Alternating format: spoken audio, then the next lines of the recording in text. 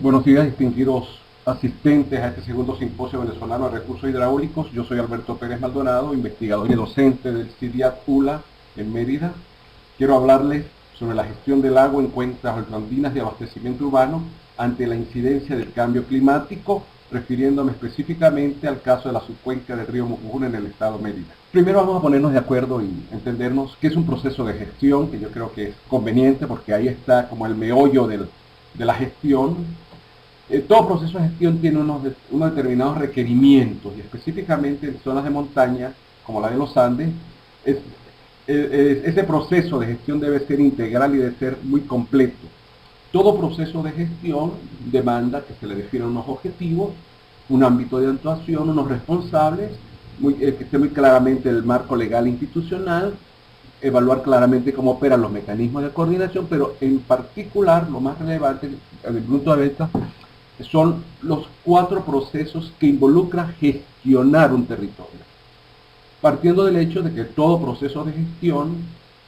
se inicia con un proceso de planificación, que es donde se define los objetivos, se define la orientación que va a tener esa gestión. Y en ese proceso de planificación, su instrumento es un plan y en el cual se encuentra identificado y definido esas estrategias de actuación. Una vez que uno tiene claro lo que hay que hacer, dónde hay que hacerlo, cuánto cuesta hacerlo, quién lo debe hacer, debe ejecutar. Y es ahí donde comienza, desde mi punto de vista, el problema de la gestión, particularmente en cuencas altas, porque no están muy claras los procesos institucionales, las reglas no están claras, no hay reglamento, la capacidad de las organizaciones para llevar adelante las actuaciones es muy baja, hay un desmontaje evidente en materia ambiental en la parte de instrumentación y la institucionalidad, y ahí falla en buena parte del proceso de ejecución. Una vez que uno ejecuta, que le define claramente actuaciones en materia de organizaciones, de la parte legal, este marco legal, en la capacidad de dar respuesta, uno opera. Desde mi punto de vista uno opera y es cuando entra a realizar esas actuaciones que se autorizan, las actuaciones que se decidieron, adelantar los programas regulares de mantenimiento, de las regulaciones que están establecidas, y ahí llega todo ese proceso propiamente ejecutivo de ejecutar todo lo que se ha planificado. Pero ese proceso de gestión en su fase, posiblemente desde mi punto de vista la más seria, es la que tiene que ver con el control y seguimiento, que es donde deben operar claramente los mecanismos que permitan verificar, medir lo que se está haciendo, si estoy o no alcanzando los objetivos, ver si los planes realmente están siendo suficientes, que las normas han sido atendidas y de alguna manera pueda tener la capacidad de auditar, de revisar, de ayudar a mejorar los procesos, inclusive penalizar, paralizar y exigir que se resarzan daños cuando las cosas no están. Entonces, esa última proceso, que es el de control y seguimiento, desde mi punto de vista es fundamental en la gestión de cuencas altas y sobre todo lo que tiene que ver con el cambio climático. Aclarado esto, veamos ahora cómo vemos ese cambio climático, cómo puede ser la incidencia de ese cambio climático en cuencas altas de montaña, sobre todo en zonas andinas. Por lo general, los impactos esperados del cambio climático uno los vislumbra como unos cambios en extremo simple y en extremo complejo. En extremo simple estaríamos hablando de esas manifestaciones que va a experimentar las temperaturas máximas, las temperaturas mínimas, y cómo se va a suceder las precipitaciones más intensas, va a durar más los tiempos de lluvia, van a ser más regulares. Ahí estaríamos por un lado, y cada una de ellas tiene unos impactos específicos, como ustedes lo logran ver en la lámina. Pero también hay cambios en extremo complejos y sobre todo en cuencas altas, en este tipo de cuencas de montaña andina, es donde ese periodo es cuando los periodos de sequía se alarga, ese periodo seco, sobre todo en la zona de los Andes, que en vez de ser de diciembre a marzo, las lluvias se retrasen hasta abril, se retrasen hasta mayo, y ese periodo seco altera rápidamente los niveles de producción de estas cuencas que dependen tanto de la lluvia para garantizar un adecuado. Entonces es ahí donde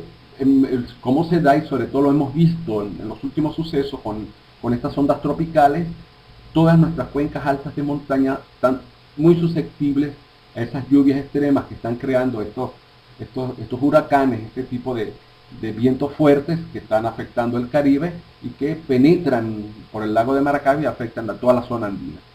Pero igualmente lo hemos visto como todos esos comportamientos están muy asociados al comportamiento del fenómeno del niño y la niña que se da por el Pacífico. Entonces es importante tomar en consideración esto. Eso está claramente en los diferentes informes del IPCC de cuál va a ser los impactos y cuáles serían los impactos en la zona de los Andes andinos. Los peruanos diseñaron, y me pareció interesante, un modelo de impacto del cambio climático en el abastecimiento de agua, donde claramente se evalúan esos fenómenos climáticos, se ve cómo se manifiestan los fenómenos naturales y particularmente cómo se dan los diferentes impactos negativos en el abastecimiento de agua, particularmente vinculada en cuanto a la calidad y en cuanto a la disponibilidad del agua. Y recomiendan algunas opciones técnicas para uno prever, mantenerse, manejarse en esas situaciones cuando ese fenómeno climático incide y de la forma como yo lo puedo esperar. Entonces me parece interesante este cuadro que está ahí, que ustedes están viendo. Okay. Hablemos de la cuenca del Mucujún. La cuenca del Mucujún es una cuenca afluente de la gran cuenca del Chama, una cuenca de unas 19.400 hectáreas. Es la cuenca que abastece el 70% de agua de la ciudad de Mérida. Estamos hablando alrededor, cerca de unas 300.000 personas en la ciudad de Mérida toman agua, en su área metropolitana toman agua de este río. Es su fuente más segura, es la fuente que ha tenido desde hace muchos años y que ha estado regulada mediante una figura de zona protectora, una BRAE, desde el año 85. Es una típica cuenca, como todas las cuencas andinas, donde está encerrada el 85% de su territorio son montañas y lomas muy altas, muy verticales, donde hay un valle que por lo general no se tiene más allá de un 15% de su superficie, muchos conos coalescentes, muchas pequeñas quebradas alimentan al río, y es una típica cuenca donde toda esa zona de montaña, como lo vemos en una imagen más adelante, están afectadas en materia climáticamente, como lo hablan. Esta cuenca del Mucujún, como les comenté, fue afectada en el año 85 como una zona protectora para garantizarle el agua a la ciudad de Mérida. Y desde el año 86 tiene un reglamento de uso que es el que de alguna manera regula, orienta todo lo que tiene que ver con el uso del suelo y los aprovechamientos que se permiten, así como la localización de población. Es un reglamento que a lo mejor su parte coja, que reglamente el uso del suelo, pero no reglamenta el uso del agua, que era la razón de ser de esa cuenca. ¿Qué ha pasado con este tipo de cuencas altas, que son abastecedoras de agua a grandes ciudades? Porque no es solamente el caso de Mucujún en Mérida, o Mucujepe, también en el estado de Mérida que abastece al Vigía, o el Torbes en el estado Táchira, o el Motatán de Valera. Todas esas cuencas, a pesar de estar afectadas con figuras de Abrae, han sido intervenidas. Cada día vive en ellas más gente. Hay un crecimiento permitido del número de personas, no ha habido mayor regulación, los mecanismos de regulación no se han dado, entonces estas cuencas, a pesar de que se tiene evaluada la capacidad de producción de agua que tiene, no se ha ejercido mayores controles sobre el uso de sus aguas. Entonces, esta es una cuenca, como lo ven ustedes aquí en el caso del Mucujún, donde se estiman actualmente, están viviendo alrededor de unas 15.800 personas. Es una cuenca que tiene una dinámica económica bastante importante, una zona turística, una zona de producción de agua para la ciudad, pero es una cuenca además, la característica es que en estos momentos hay 34 asentamientos, la mayoría de ellos ubicados aguas arriba de la boca toma del Mucujún, y eso le está afectando su calidad. Cuando miramos este tipo de cuenca de montaña altoandina como Mucujún, que es muy característica como les comenté, de casi todas las cuencas altas de la zona andina y de la misma zona central del país, son cuencas donde sus zonas altas corresponden realmente a espacios secos de bajo nivel de precipitación, y las lluvias normalmente ocurren en su cuenca parte media y baja. Entonces son zonas realmente donde puede de alguna manera ver que la oferta hídrica se da básicamente a sus partes iniciales, a sus partes medias. Y eso es una característica que está, como lo podemos ver en esta imagen, dónde están los asentamientos, dónde está la zona aprovechable, que es lo que se ve en blanco en estas 4 grandes unidades. La mayor oferta de agua realmente, perdón, eh, si bien es cierto, la cuenca la produce en sus zonas de vertientes de montaña, esa, esa oferta toda va normalmente se centra en el cauce central del río Mucujún, más o menos en la zona 3 está la Boca Toma, en la 3, en los límites con la 4. Entonces, ahí nos damos cuenta cómo ese caudal que el río produce en sus diferentes partes está siendo de alguna manera comprometido por las actividades que en ellas se están desarrollando. En esa oferta hídrica que ha sido medida, ¿no? El caudal promedio del Mucujún está alrededor de 4,21 metros cúbicos por segundo, pero para un 95% de seguridad no llega más de 1,16 y 0,9 metros cúbicos por segundo fueron comprometidos para darle agua a la ciudad de Mérida. Entonces, siempre los temores en todo esto es que el río no tiene, ya demostrado que no tiene el agua suficiente, ni siquiera en época lluviosa, para abastecer de agua a la ciudad. Si a eso se suma el hecho de que están un alto nivel de actividad residencial y turística, más grave se pone cuando nos damos cuenta de que hay una importante actividad agrícola como esa gente que vive en ella, ¿no? Esas 1.692 viviendas que le medimos en el año 2018 estarían consumiendo unos 2.411 metros cúbicos día, un promedio de 1.425 litros por día por vivienda. Recuerdan, en área rural, el agua se usa para regar cultivos también. Esas actividades educacionales de salud, los hoteles también están consumiendo alrededor de unos 1.300 metros cúbicos día. La mayor parte de esas edificaciones, actividades están ubicadas a Guarría, la Boca Toma del acueducto. Al estar afectado por una estacionalidad climática, este tipo de cuencas, la precipitación que en ella se da en un año regular, ese caudal que el río logra tener, esa actividad recreacional y actividad residencial están consumiendo un 30% de su caudal. Pero cuando llega un año seco, eso puede ser entre 50 y 60%, puede representar este consumo residencial. Cuando vamos a la parte agropecuaria, esa es una cuenca donde hay más de 2.590 hectáreas de tierras aptas para ser utilizadas con fines agropecuarios. Ya había en el año 2005 más de 1.700 hectáreas cultivadas, 230 unidades de producción, y esas actividades que estaba particularmente el riego, estaba comprometiendo 31.000 metros cúbicos día, sobre todo en los meses secos, que son los meses donde yo no tengo ninguna garantía de agua para la ciudad. Entonces,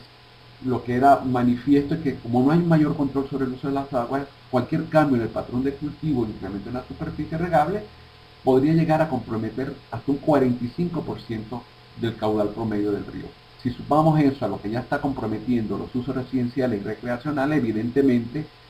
la cuenca está comprometiendo más del 80% de sus aguas hacia usos internos, no quedando nada para la ciudad de Mérida, que es la razón de ser de su protección ambiental. Rápidamente aquí podemos 4 grandes conclusiones. Si bien es cierto hay un balance positivo en la producción-consumo a nivel de la cuenca,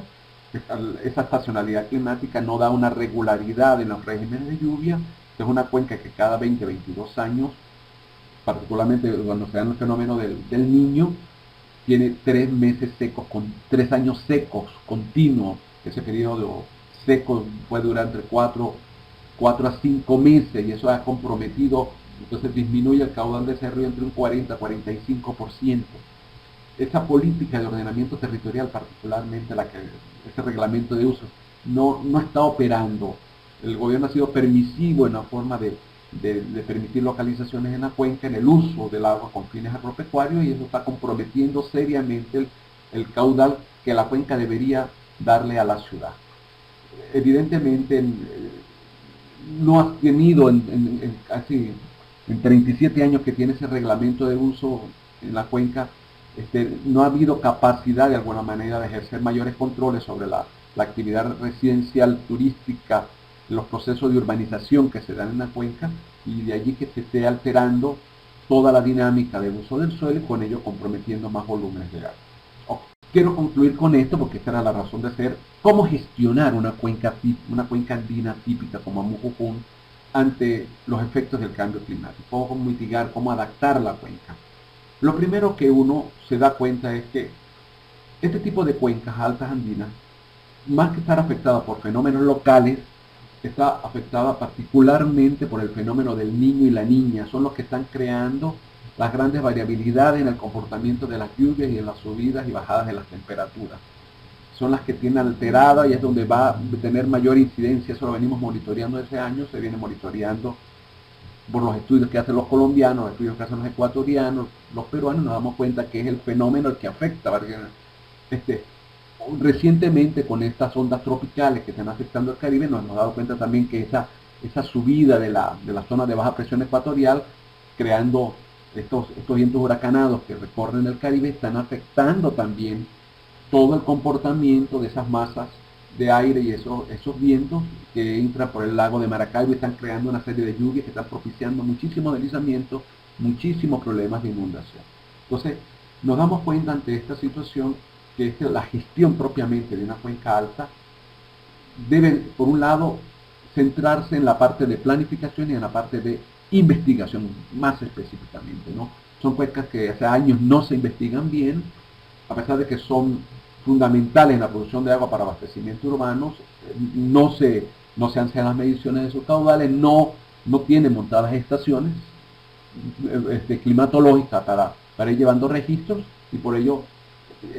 andamos permanentemente a la expectativa de qué puede ocurrir cada vez que vienen eventos como los que han ocurrido estos años particularmente. Entonces, pero además de eso, de monitorear lo que está pasando en sus alrededores, la cuenca necesita hacer estudios a lo interno. En esas cuencas, por lo menos en el caso de Mucuna, hay cerca de 200 humedales palustrinos que son responsables de mantener los niveles de estiaje del río, pero no hemos llegado a saber la capacidad que tienen ni la calidad de la sedimentología o geoquímica que tienen esos humedales para intentar de alguna manera pensar en ellos como a futuro como los almacenamientos para regular mejor estas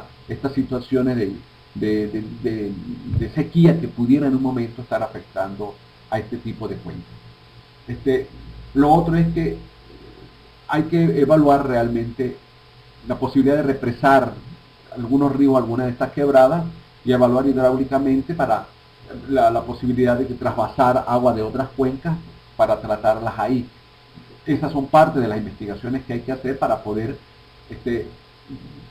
tener un buen nivel de planificación que oriente claramente cómo gerenciar, cómo manejar efectivamente la cuenca. Pero particularmente donde más creemos que hace falta es que esa ejecución de esa gestión para ser ejecutada requiere que ese reglamento de uso sea actualizado, sea precisado mayormente, que se regule un poco más el uso del agua, que se controle mejor los patrones de cultivo y que se ejerza mayores controles en esa permisión de viviendas y hoteles en las cuencas, dado que cada una de ellas está comprometiendo cada día más la cuenca. Y hay que mejorar la capacidad de las organizaciones para poder que actúen en las diferentes demandas que va a tener esa cuenca en caso de que ese efecto climático, como lo estamos viendo, sigue afectando a todos. Muchas gracias, pero lo que les quería comentar. Que tengan todos buen día.